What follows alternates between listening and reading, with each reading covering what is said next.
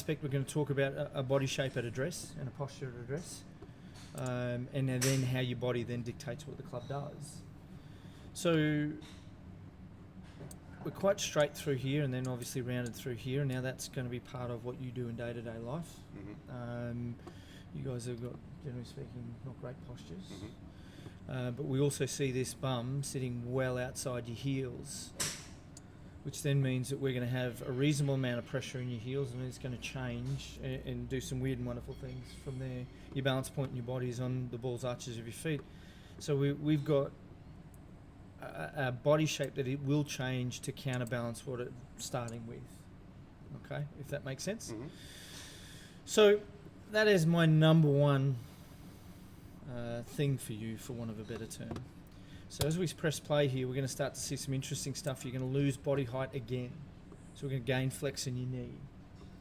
Now, unfortunately, for you, what goes down has to come back up. Mm-hmm. Otherwise, you'll hit 4 inches behind the golf ball. Yeah, I can do that a lot. Yeah, so, and what happens then, when you gain flex in that right knee, you lose the mobility in your hips and you cannot rotate properly. So hence the reason why you've got absolutely, you're slapping at it and you're cutting across it, which then means we don't have any energy transferring into the golf ball. So my job tonight is to get you a little bit more mobile and get you understanding. And what I mean by that is I'm not going to stretch you or anything like that. I'm going to get your pelvis to work properly and rotate properly, which means that your right knee is actually going to straighten ever so slightly rather than flex. Right. Okay. So it's going to extend a little bit, so it gives you some room so your right hip can go that way. I'll explain that in a little bit more detail when we get back on the mat there, because now we don't have a great deal of rotation. Now for you to try and create something, we've got a really cupped left wrist, and then we start to see that club change direction quite dramatically. Mm-hmm. So in other words, it goes from there. Mm-hmm.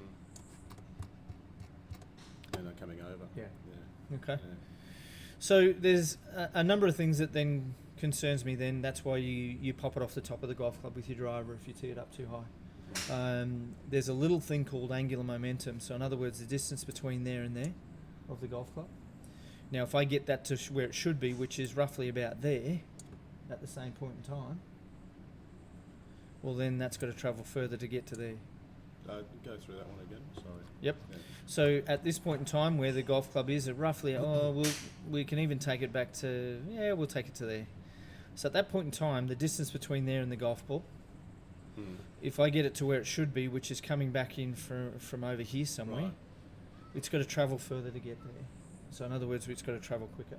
Right. Okay. So if I put somebody beside you and we have a look at the same point in time, I'll put Bozo the Clown in there. In other words, me. So this is me mucking around the other night.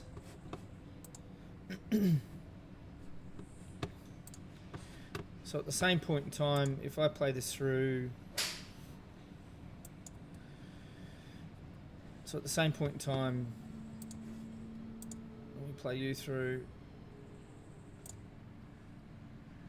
roughly where the club's the same height from the ground, the shaft is the same height from the ground. Does that make sense? Right. You can see where mine's coming from, Yeah.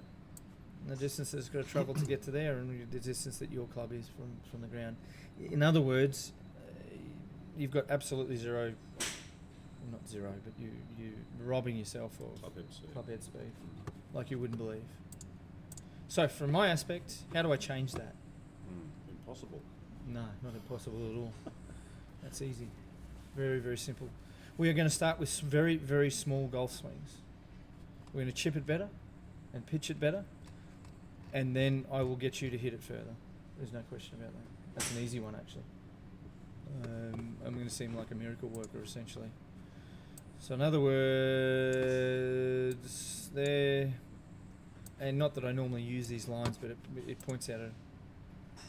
So we should keep it in those parameters, that shaft being coming back down through here. And clearly it didn't.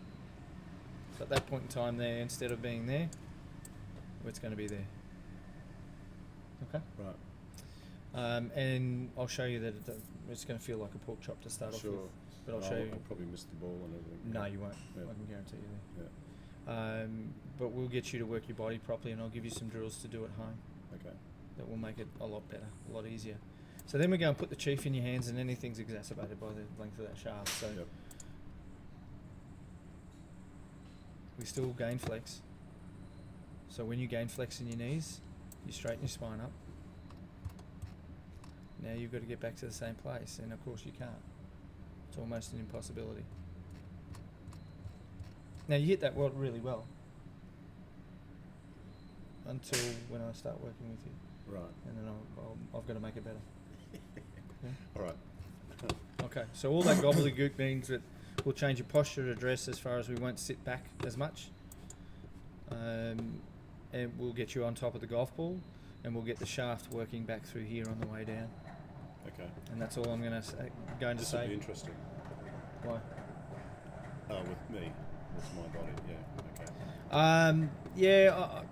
If you're doing that now, you're actually working harder now than what you should be, Right.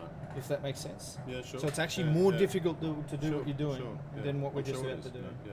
But it's about I changing. certainly don't feel comfortable over the driver. Yeah, That's for sure. it's about changing motor patterns. Yeah. Okay. And as we know with motor patterns, you jump from a European car into an Australian car and you turn the windscreen wipers on. Mm. You know it's going to happen, you get told it's going to happen, but you still do it. Mm. And that's what we're Yeah, trying yeah, to do. yeah, yeah. We're just going to change those motor, or build new ones. I shouldn't say we can't change them.